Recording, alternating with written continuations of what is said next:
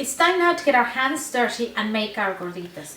Now the secret of making a good gordita is on getting your hands wet. So I have this bowl of fresh cold water that I'm going to be using throughout the process to wet my hands.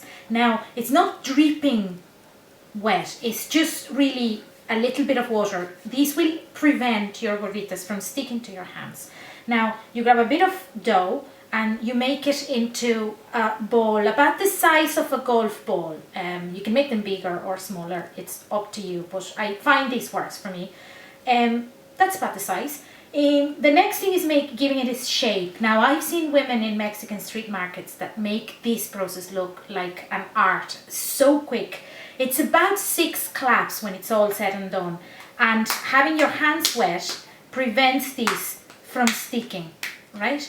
Few claps, you might want to give it a bit of a shape, but that's it. Your gordita's ready to be cooked.